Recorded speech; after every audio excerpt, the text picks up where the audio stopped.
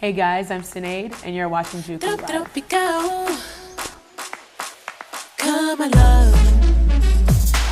So I know you grew up in New York in a Trinidadian home, though, Trinidadian immigrants. I'm curious how that shaped you as an artist and as a person.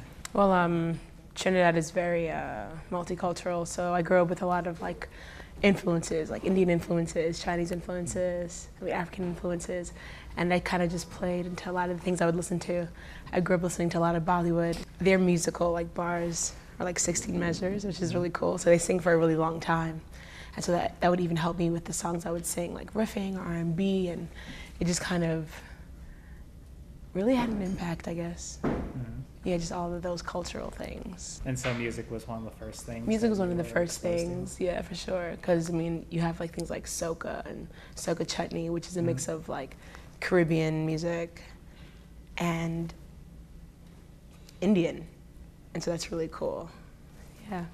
And so, but you actually were first really recognized for your activism, right? Yes, I was. Millions March, NYC. That was a really crazy time, really crazy 2.5 weeks putting all this stuff together.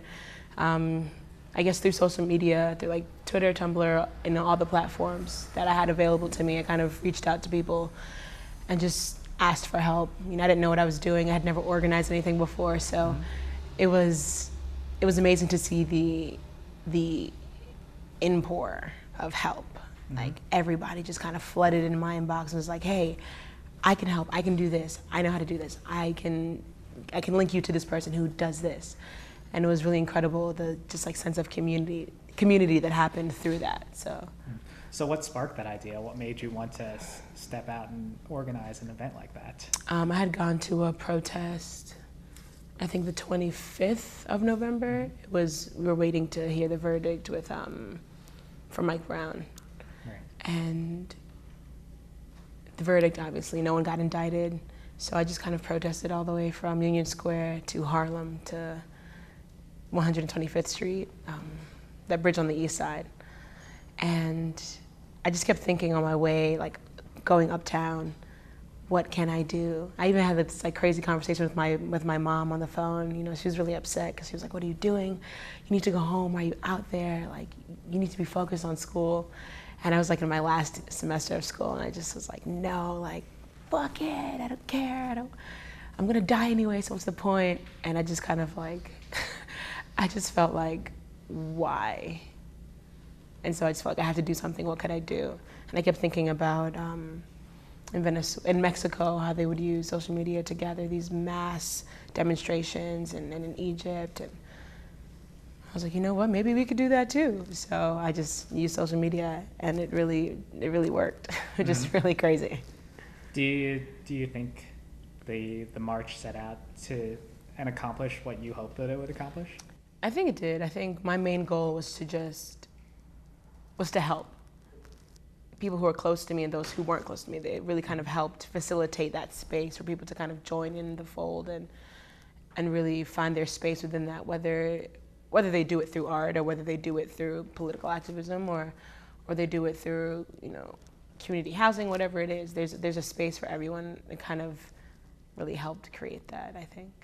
Now that you're sort of transitioning into focusing more on your musical career, has that sort of the recognition, the activism served as a springboard for your music? You know, it's funny because like it's 2017 now, and I did all this in 2014 going into 2015, and I want to say it didn't really have that much of an impact. Like, even though I was still doing music and doing everything before that, people just really knew me as Synead the activist, and that was it. Some people knew I did music, and they were interested and they wanted to know more, but mainly the focus was on all the activism, which is why I kind of had to take a step back and just kind of like refocus myself, because the original plan was to always do music. But yeah, I just, you know, I kind of fell into the activist world, which I'm really kind of thankful for, because it really opened me up to a community of people that I didn't know was there. And it's been they've been like so supportive. These are some of the most supportive people I've met in a long time. And now we have our own community, and we all kind of just do things together. Right. It's nice. I mean, there's a lot of history of musicians moving into activism, and you're sort of already there. Yeah. It's interesting how that plays out. Do you have any particular musical inspirations, both on the musical side or the activism side? I guess like one of my inspirations, activist-wise, Stokely Carmichael. He's from Trinidad, and his birthday is the same birthday as mine, and he's very lit. He was very lit. Musical inspiration, I guess I love Outkast, and I love like Erykah Badu and Lauryn Hill because they have a platform, and even though they do what they do for themselves, they do this like really like impactful thing for the community. They use what they have to speak about issues in the world, to speak about society, and I think that's important.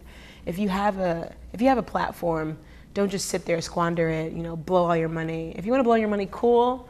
Do something good for humanity at least. Give me one thing, I'll be happy.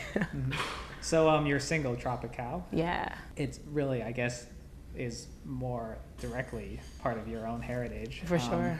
Is that sort of the type of music that you're looking to release more of, or? I think I've always been interested in releasing things that are very, I guess, culturally familiar, sonically familiar to me. These are all things I've grown up with. So like dancehall, reggae, calypso, soca, even like bachata, merengue. Like I grew up in Washington Heights, so like even that's had an influence in my life.